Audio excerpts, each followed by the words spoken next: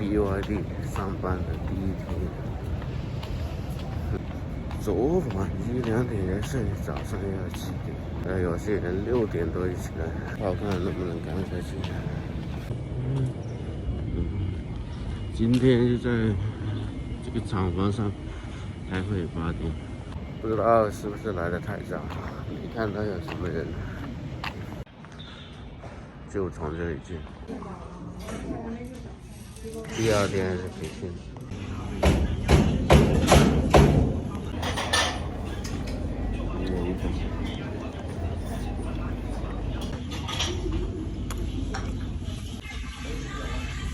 15人都在比亚迪，他花了几万，看能不能干得开心。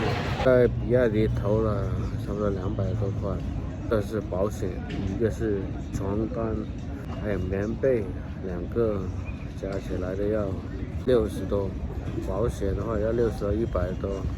现在的话还不敢充钱，万一做不下去跑路，所以说还不知道能不能干下去。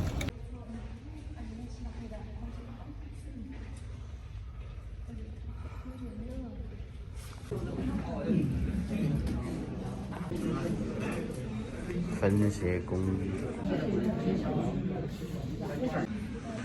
谭毅，你认识这个吗？哪好工艺不知道跑去哪里，知道去哪个厂房，可能都是一体的。人多，这是比亚迪的宿舍，还有这种贩卖机，价格贵的。外地上班第1天感受，那个目前做的不是流水线的，刚就是给那个电线外面贴那个膜，但是这种活不适合男人干，适合女人干，速度倒是不快，但是的话感觉有点是找这种精细的活给我干，感觉自己干不来。还有一点，今晚回去居然被人家投诉打呼噜，还被安排在一个呼噜房，还有这种操作，我是没遇到过，但是遇到已经是很久的事情了。还是上一个厂人家投诉打呼噜，大厂就这样。现在准备去吃个牛杂或者砂锅粉嘛，还没吃饭呢。这就是所谓的比亚迪。好干，你们那的早点不好干，特别难得来的，一点都对不到雨的。火锅。大饭的，大早饭的。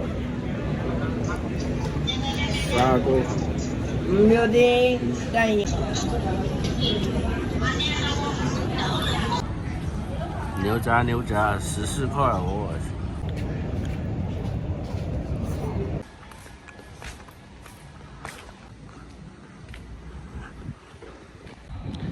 比亚迪第1天上班感受，准确的来说，刚上2个多钟，上了10个小时。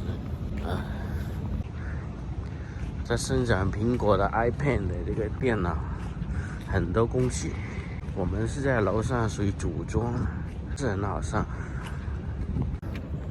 这些活给我的感觉不适合男人干，适合给那些女的干，因为是比较精细的活。主要是叫我去贴那个膜，应该是音频什么线上的贴膜，贴的不好，贴好的都是歪啊或者是什么。虽然有这个字句，但是还是感觉不怎么好，并且的话是有安检门的，金属手机都不能带进去，只能手环。宿舍的有这种贩卖机。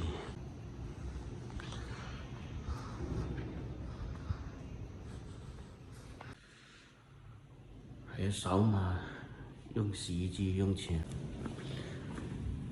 还有吹风机。